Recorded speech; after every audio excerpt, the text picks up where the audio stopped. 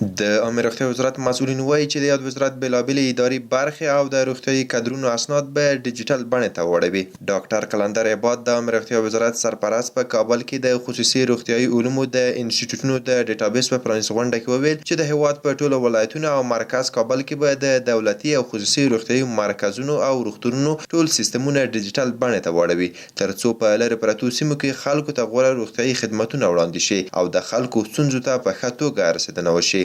ما پلان دا ده چې زه د افغانستان ټول هیلث سیستم دا که پرایمري هیلث سیستم ده که سیکنډري هیلث سیستم ده او که ټرشري کیر ده ما دا ټول په دې ډیټا افیس کې ټول سره انټرلینک کړم. بیا چې هر څوک وغواړي چې د بدخشان په واخان کې موږ چې بي ایچ سي کلینیک جوړ کړی دی د ما په بي ایچ سي کلینیک کې نن ډاکټر موجود ده که نه ده موجود. د عامه روغتیا وزیر زیاته کړه چې د روغتیايي مرکزونو او روغتونونو د سیستمونو جاري ډیجیټل بڼې ته پړاولو سره به په روغتیايي خدماتونو کې د پام وړ ښه والی رامنځته شي. یا نړیوال سازمانونه دي یا د موږ داخلي مؤسسات یا د دولت چې کوم خپل تشکیل ده دا به موږ ته ډیر زر معلومیږي چې نن د غزني په فلاني ولسوالۍ په فلاني کلي کې چې هلته سب سنټر ده یا هلته سی ایچ سی ده یا هلته ډي ایچ هاسپټل ده په هغه کې نن د خدمت معیار دا ده. نن هلته د خلکو شکایتونه د دې شي نه دي هلته دوا نه ده موجوده په دوا کې دا ارقام کم دي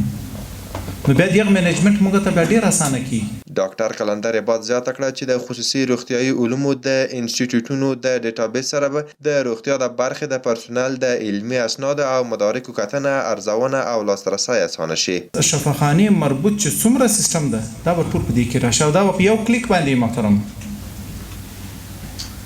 په یو کلیک باندې به موږ ته د افغانستان د هر کلینیک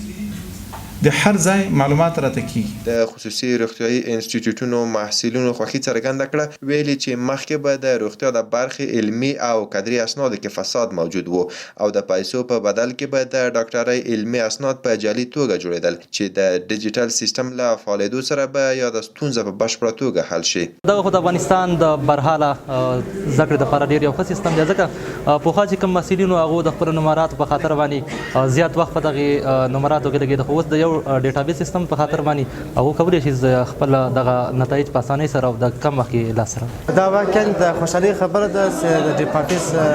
دغه پروګرام پیل شوی ده. مخکې چې کوم محصلین او کوم شاګردان په دې مشکلاتو کې اخته وو یعنې دوی په درې کلونو نمرې اخیستلې هغوی څه ډېر په مشکلاتو کې وو خو اوس دا ډیټابیس پروګرام پیل شوی دی انشاءالله تعالی دې دپاره ډېره اسانتیا زمینه مساعده شوې ده. د یادونې وړ ده چې د پوهاند غضنفر د طبي علومو په انسټیټیوټ کې د عامه روغتیا وزارت د مسؤلینو په ګډون د خصوصي روغتیايي علومو د انسټیټیوټونو د ډیټابیس پروګرام پرانیسته وشوه چې له دې وروسته به په ټولو خصوصي انسټیټیوټونو کې یاده پروسه پلي شي او د روغتیايي پرسونل علمي او کادري اسناد به په اسانه پروسس او ارزول کیږي.